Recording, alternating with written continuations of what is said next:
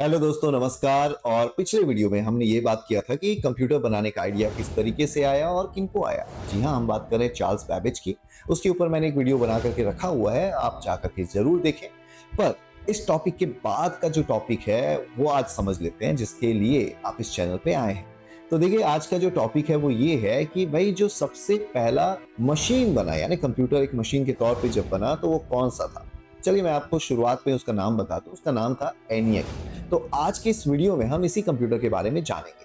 पर इसको अच्छे से समझने के लिए अगेन हम चलते हैं कुछ साल पीछे, तकरीबन 200-300 साल पीछे चलते हैं।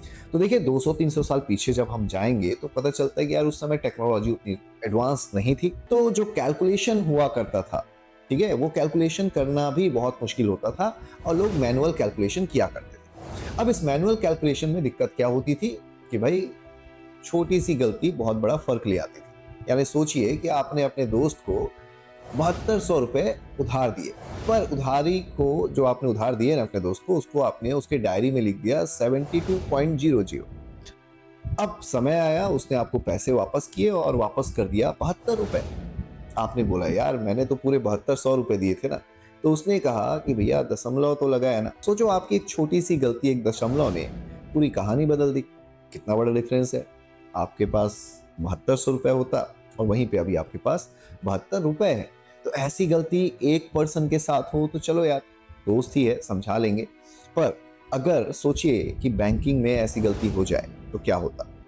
यानी इतने सारे लोगों ने अपना पैसा बैंक में जमा किया हुआ है और वहां पे अगर ऐसी गलती हो जाए तो कितना भारी नुकसान होगा बैंक को भी और उन पर्सन्स को भी जो पैसे जमा करते हैं।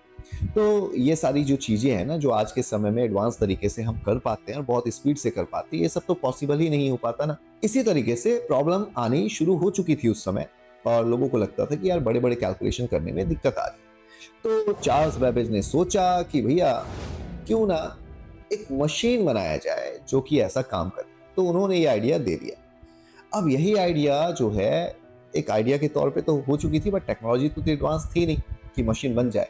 तो समय बदला। हम आ जाते हैं तकरीबन उस समय पे जब वर्ल्ड वॉर चल रहा था, यानी 1940 का जो समय था, उस समय की बात करते हैं। तो उस समय हुआ क्या, मिलिट्री वालों को ऐसे भारी कैलकुलेशन करने की जरूरत पड़ी और साथ ही जितने भी साइंटिफिक रिसर्च हुआ करते थे वहां पे भी ऐसे कैलकुलेशन करने की जरूरत पड़ी। तो उस आइडिया को अप्लाई किया गया। कौन सा आइडिया? चार्ल्स बैबेज का आइडिया। और पहला कंप्यूटर बना दिया गया। कंप्यूटर का नाम था एनियक। अब एनियक का फुल फॉर्म होता है electronic numerical integrator and computer. तो भैया एनियक तो बना दिया गया, बट प्रॉब्लम क्या थी? मतलब मजेदार बात है। प्रॉब्लम ये थी कि वो इतना बड़ा कंप्यूटर था कि उसको रखने के लिए एक बहुत बड़े रूम की जरूरत पड़ती थी।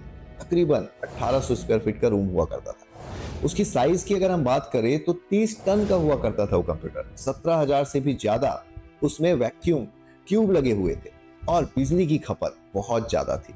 अगर आप उस जगह पे खड़े हो जाते ना, यानी एनियक जहाँ पे रखा हुआ है उस रूम में अगर आप चले जाते, तो आपको ऐसा एहसास होता कि भाई वो एक आप किसी फैक्ट्री के अंदर है। अब देखिए, वो इतना बड़ा कंप्यूटर, पर आज के समय का जो आपका स्मार्टफोन है ना, उससे भी कहीं ज्यादा कम का उसका स्पीड हुआ करता। पर उस समय के लिए तो वो क्या थी, एक सुपर कंप्यूटर जो बड़े बड़े कैलकुलेशन हुआ करते थे, जिसको करने में एक इंसान कई दिनों का समय ले लेता, उसको वो मिनटों में कर दिया करता। पर अब हुआ क्या, एनियक आ चुका था। कई सारे प्रॉब्लम सॉल्व भी हो रहे थे, पर बताया ना, इतनी बड़ी साइज और इतने सारे खर्चे, स्पेशली बिजली का बिल तो उस समय भी मेरे ख्याल से ज्यादा ही होता था। तो लोगों ने सोचा कि क्यों ना यार ऐसा कंप्यूटर बनाया जाए जो कि साइज में छोटा रहे। तो फिर उसके बाद लोगों ने अलग अलग चीजों पे काम करना शुरू कर दिया। यानी कहते हैं ना, आवश्यकता ही आविष्कार की जननी है। तो फिर लोगों ने क्या बनाया, लोगों ने बनाना शुरू कर दिया transistor, micro processor, circuit board. अब इन सब की वजह से होता क्या गया, कंप्यूटर का साइज धीरे धीरे छोटा होता गया। और एक समय आया कि भाई वो इतना बड़ा एनियक जो है वो चेंज होकर के हमारा प्राइवेट कंप्यूटर बन गया। यानी लोगों के घरों तक कंप्यूटर पहुंच गया। और अभी के समय में हम ऑलरेडी, यानी आप इस वीडियो को अगर देख रहे हैं तो आप कंप्यूटर का ही तो यूज कर रहे हैं ना। टेलीविजन में कंप्यूटर लगा हुआ है, आपके मोबाइल पे कंप्यूटर लगा हुआ है, आप लैपटॉप यूज कर रहे हैं, आप डेस्कटॉप यूज कर रहे हैं। तो इस तरीके से सोचिए जरा, देखिए कि कंप्यूटर का इतिहास में जब हम जाते हैं और अभी मॉडर्न लाइफ में जब हम आते हैं, तो कितना बड़ा डिफरेंस आपको देखने को मिलता है। पर आपको ये चीज याद रखना है कि कंप्यूटर का फाउंडेशन जो है वो एनियक जैसे मशीन ने ही रखी है। पर अब जब मैंने इसके बारे में जानना शुरू किया तो मुझे एक और मजेदार बात पता चली कि देखो, कंप्यूटर को चलाने के लिए हमें प्रोग्राम की जरूरत पड़ती है। तो ENIAC जैसे कंप्यूटर में प्रोग्रामिंग कैसे हुआ करती थी? तो देखिए, उसमें ना तो कोई मॉनिटर था, ना कोई कीबोर्ड, ना कोई माउस। तो प्रोग्रामिंग कैसे होती थी? केबल को बदल करके या फिर स्विचेस को चेंज करके। अब इसमें भी एक प्रोग्रामिंग करने में भी कई दिनों का समय लग जाया करता था। तो कहते हैं ना, छोटे छोटे आइडिया से ही दुनिया जो है वो बदलने लगती है। तो बस यही छोटा सा आइडिया, एक प्रॉब्लम कि भैया कैलकुलेशन करने के लिए हमें स्पीड चाहिए, उस छोटे से कैलकुलेशन रिलेटेड प्रॉब्लम ने एक बड़ा इवोल्यूशन जो है वो क्रिएट कर दिया, और उसी इवोल्यूशन का नाम है कंप्यूटर। तो चलिए, अब समय आ गया इस वीडियो को कंप्लीट करने का, पर थोड़ा एक कंक्लूजन दे दूं, थोड़ा समरी दे दूं और आपको बता दूं कि आज की वीडियो में आपने क्या क्या समझा। तो सबसे पहले तो हमने जाना कि यार पिछले वीडियो में जाकर के देखिए कि कंप्यूटर बनाने का आइडिया क्यों आया। दूसरे पॉइंट जो हमने कवर किया वो ये था कि जो दुनिया का सबसे पहला कंप्यूटर बना 1940s में, वो जो है वो कौन सी थी? जिसका नाम था ENIAC। ENIAC के बारे में हमने जाना, उसकी साइज क्या थी, उसकी कैपेसिटी क्या थी, उसका परफॉर्मेंस कैसा था, इसको समझा। साथ ही हमने ये भी जाना कि प्रोग्रामिंग कैसे हुआ करती। तो इतने सारी चीजों को हमने समझ लिया आज की सिंपल वीडियो में। तो अब आपकी बारी है। आपके लिए मेरे पास एक सवाल है, उस सवाल का जो जवाब है आपको कमेंट में जाकर के देना है। और सवाल बहुत ही सिंपल सा है। सवाल ये है कि भैया, पहला कंप्यूटर तो बन चुका था 1940s में जिसका नाम ENIAC था, और इसको बनाया किसने? अब इस सवाल का जवाब आप मुझे कमेंट में जाकर के दें। यानी इसका मतलब मैं आपसे ये कहना चाहता हूँ कि थोड़ा फाइंड आउट करें, थोड़ा सीखें, थोड़ा समझें, और उसके बाद वापस इस चैनल पे आ जाए।